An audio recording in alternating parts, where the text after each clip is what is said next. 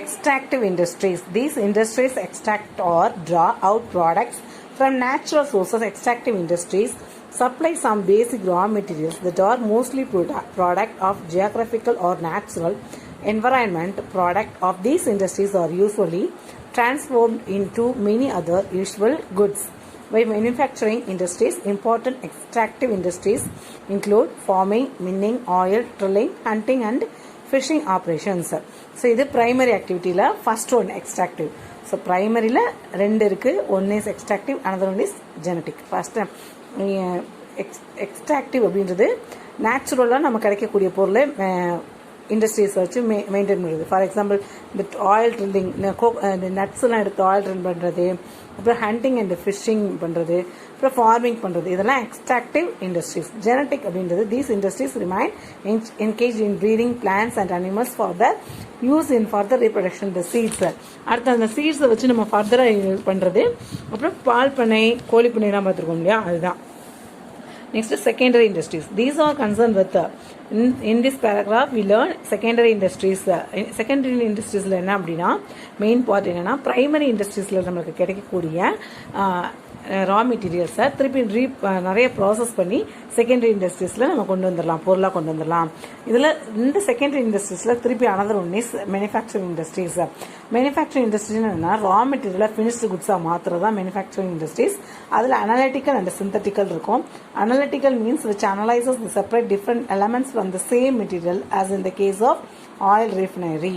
So இப்போ நம்ம sunflower oil, கடல் எண்ணெய், அப்புறம் என்ன படிக்கிறீங்க, நல்லெண்ணெய் அப்படின்னு பிரிக்கிறோம் இல்லையா. ஸோ இந்த மாதிரி வருது. அடுத்து சிந்தட்டிக் அப்படின்றது which combines various ingredients into new products. நிறைய ப்ராடக்டை மேக் பண்ணி ஒரு குறிப்பிட்ட பொருளை கொண்டு வருது. For example cement.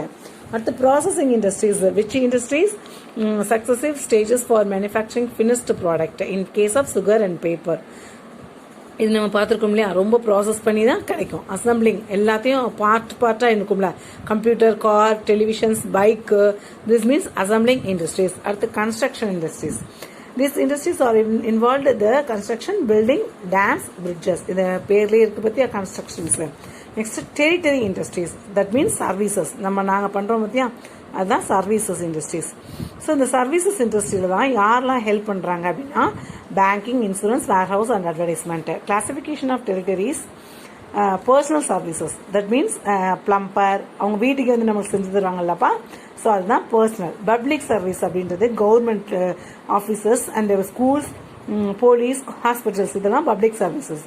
Distributive services அப்படின்னா வேர் ஹவுசிங், நம்மளை பொருளை பத்திரமா வச்சு நம்ம எப்போ தேவைப்படுதோ அப்போ டிஸ்ட்ரிபியூட் பண்ணி தருவாங்களே அவங்க distribute.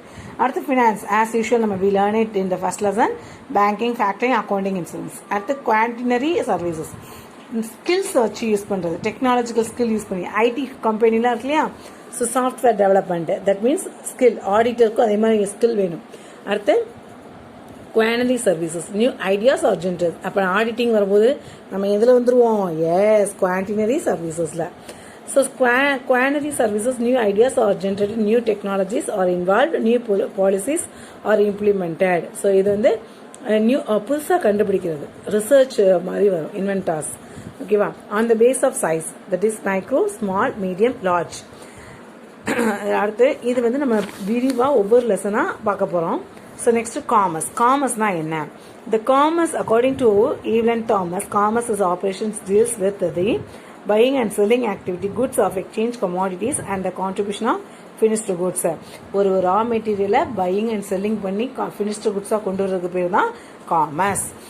Commerce included not only trade but also services such as transport, warehousing, packing, insurance, banking also. இதெல்லாமே காமர்ஸ். அடுத்து trade. Trade is an essential part of commerce. Denote buying and selling. It helps in making goods and produce available ultimate consumers. Therefore, one buy and guesses in trade. Trader middleman between producers and consumer irukakudiyadhan trader. Next, transportations. We know already know that selling the goods produced or near the production place is not possible. ஒரு இடத்துல இருந்து இன்னொரு இடத்துக்கு கொண்டு போகணும். So எல்லாருமே producer வந்து கன்சூமருக்கு பக்கத்துலேயே இருப்பாங்கன்னு சொல்ல முடியாது, சரியா? ஸோ அப்போ கொண்டு போகிறதுக்கு ஹெல்ப்ஃபுல்லாக இருக்கிறது தான் transportations. Next bank. Nowadays we cannot think of business without bank. Bank இல்லாமல் எந்த ஒரு பிஸ்னஸும் நம்மளால் பண்ண முடியாது. செக்கு போன்றது, இன்டர்நெட் பேங்கிங் எல்லாமே இப்போ ஆன்லைன் ஷாப்பிங்கும் பேங்கிங்கில் தான். ஸோ பேங்க் இல்லாமல் பிஸ்னஸே பண்ண முடியாது. It is helpful to business activities. அடுத்து இன்சூரன்ஸ். எஸ், நம்ம ரிஸ்க் ஆஃப் லாஸில் நம்ம வேர் ஹவுசிங்கில் படிச்சோம் இல்லையா? ஸோ ரிஸ்க் ஆஃப் லாஸ் இருக்கும். ஸோ இன்சூரன்ஸ் பண்ணியிருந்தா நம்ம அதன் மூலமாக கிளைம் பண்ணிக்கலாம். Okay, next comparison between industries, commerce and trade.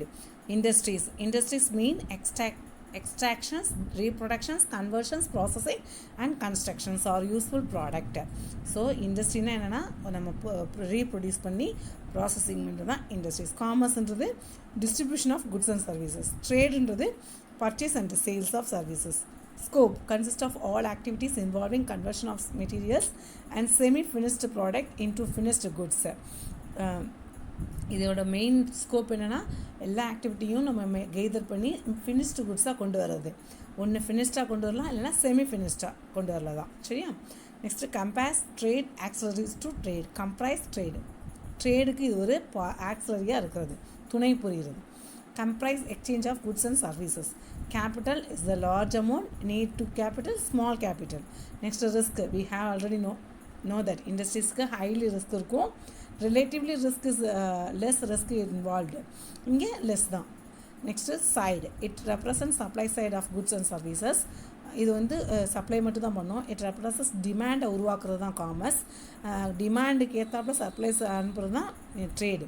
அடுத்து யூட்டிலிட்டி அப்படின்றது பார்த்திங்கன்னா நீங்கள் already learn economics. So create பண்ணி புது ஃபார்ம் கொண்டு வர்றது. It creates place. அதுக்கு அது தேவையை உருவாக்குற இடமா இருக்குது. இது ப்ராசஸிங் த்ரூ எக்ஸ்சேஞ்ச். கண்டிப்பாக கன்சூமரை கொண்டு போய் சேர்க்கறதுக்கு பேர் தான் trade. So in this lesson we finished. Next week we learn another new topics. Thank you.